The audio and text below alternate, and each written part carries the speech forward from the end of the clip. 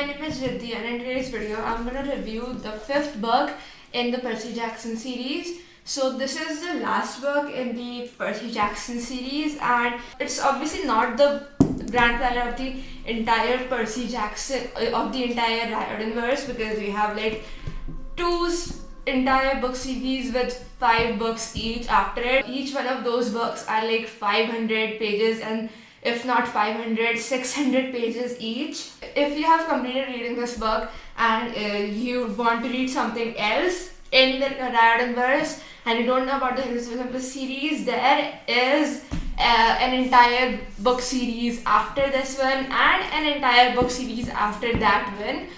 I think the last book of the last book series was just released this year.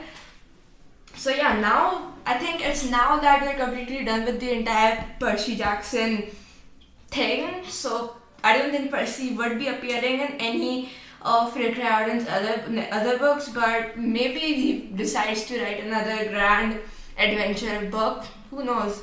But now I'm just gonna jump into the review. So this book is about Percy Jackson, who finds out that he's son of Poseidon, and that is not what happens over here. This is just an entire overview of the entire Percy Jackson series. If you have not read the first 4 books in this series, then you have to go and read the first book, which is The Lightning Thief, and then The Sea of Monsters, The Titan's Curse, The Battle of the Labyrinth, and then to the last Olympian, which is this book.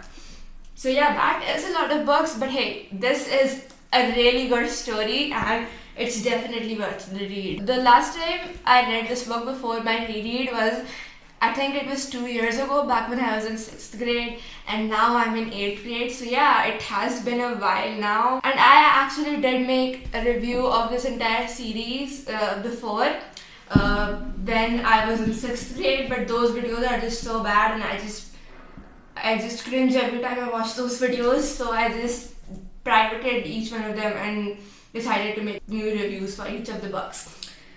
So now let's just jump into the review without any further ado. There are going to be spoilers, so if you haven't read the book series, what are you doing? You have to go and read the book first.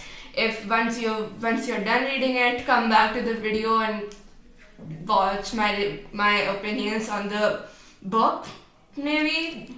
So now let's just jump into this part. Now let's just start.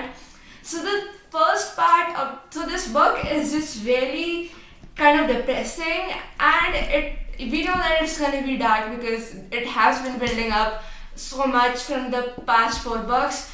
In the first book, Percy is just a little kid, a 12-year-old child who's just like happy and everything. The second book is kind of similar, but in the third book is when we get to like start to build up some tension. We get character deaths. Thalia comes back to life, but two other people die, Zoe and Bianca, and one of those deaths has such a huge impact on the rest of the series, and not even just the Percy Jackson series. It has the most impact on the Heroes of Olympus and even the Trials of Apollo series. Then it just starts to get really dark. This is the darkest part of at least the Percy Jackson series. After that, the Heroes of Olympus is a different thing. But in the first chapter of the book, a character dies. Charles Beckendorf dies, and that just really depresses, what is her name? Selena Beauregard just gets like, I don't know how to pronounce her surname. Beauregard, I don't know, but I'll see how to pronounce it later on. So Selena Beauregard just gets into this huge depression after Charles Beckendorf's death, mainly because in the book before, they are kind of suspicious about a few people who are spying on Camp Half-Blood and giving inside information to Luke, which is definitely a bad thing. Now, in this last book, it turns out that Selena was the one who did it all along, and I was literally so angry at Selena for doing that, but she actually did kind of prove herself but she ended up dying, so that wasn't a good thing. She shouldn't have killed herself. So actually what happened was that they were fighting this dragon dinosaur thing, and Clarice was supposed to be the person fighting it. They thought it was Clarice, but it was actually Selena disguised as Clarice. So Selena is obviously a daughter of Aphrodite. She's pretty and all, but she's not good at fighting and stuff like that. So yeah, she just couldn't stand a few 5 minutes against the monster, and she died. And in the end, she just revealed the big secret that she was actually the one who was spying on Camp Half-Blood. I didn't know that she was the one who did it. Like, I didn't have any suspicions on any particular character at all before she claimed that she was the one who did it. But yeah, it was depressing and she died, and which is sad. But let's just move on. Now, this is the book with the highest number of character deaths in the Percy Jackson series, not including the series after that, the Heroes of Olympus and the Trials of Apollo. Obviously, a lot more people die there, and many other people come back to life, but that's another thing. And in the end, when Percy is offered immortality, I was kind of thinking that he should accept it. I mean, he's getting immortality, and nothing could be better than immortality. I mean, duh. If I get an offer to live forever, I would obviously accept it. But Percy is, I guess, he wants to live his life as a demigod, and plus that would ruin Percy completely. But maybe he could ask them if Annabeth could get immortality as well, so they could just, I don't know, just live happily ever after. And in this entire time, it was kind of weird to know that Percy was gonna survive, because I know that Percy is gonna be there in the Heroes of Olympus series. Even at the first time I read this book, I knew that there were 2 entire series after that which had Percy in it, so there would have been no way that Percy died. Now, the most depressing part that I thought about this book was the part when they meet Luke's mother, and she's making these sandwiches, and she's gone insane, living there alone without Luke. And I just felt like it was so cruel of Luke to leave his mother like that. And she was literally waiting. She was literally sitting in her house making sandwiches for Luke, who everyone knows that he's never gonna come back because he's dead.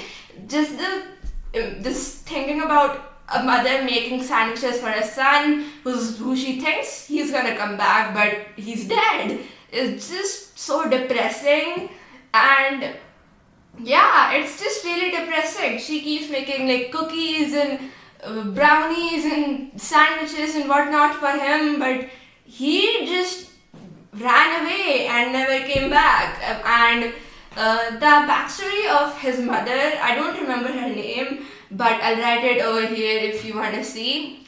So the backstory about Luke's mother was that she was actually going to be the Oracle, but it turned out that some fault happened, and the Oracle was actually cursed that whichever person who got to be the Oracle would die or go insane or something. So yeah, that is exactly what happened. She went insane, and she has just such a sad story. She is I'm just imagining her still sitting in her house and making sandwiches and brownies for her son, who's never gonna come back and who chose to be evil and to be on Cronus' side. And now let's just talk about Paul's Prius. Percy borrows his car so many times, but all that happens was that Percy just ended up ruining it, and in the end, the car literally just broke, which is kind of sad because his car broke, and cars are obviously expensive things. And when Percy was given the choice to be to choose the side which he's gonna be on, which he obviously chose the God's side, but it would have been so easy for him to be Luke. In this book, Kronos has taken the form of Luke's body. So Kronos is actually living in Luke's body. He actually overtook Luke's body itself. So in the end, they somehow do something which makes Kronos go away from Luke's body, and during that short amount of time, Luke just chooses to kill himself, because if he died, there would be no other way for Kronos to return and be back to life. That was such a depressing thing to do. This entire book is depressing. I'm gonna I just told you in the beginning, you have been warned, but you chose to watch it instead. So I'm just gonna go on. It's depressing. People die, and there is just this part in the Heroes of Olympus. I don't remember which book, but Annabeth is in Tartarus, and she is looking down on this river of torturing souls who are being tortured in this river with chemical water. So she just thinks to herself, thinking that Luke could be one of them, and that is just so weird thinking about it. I don't know, it's just kind of weird. And in the end, it turns out that Luke was the actual hero. So yeah, that was it for today's video. I hope you enjoyed this video. Thank you so much for watching this video till the end. And yeah, thanks for watching. If you like this video, don't forget to click on the like button and subscribe to my channel. Bye!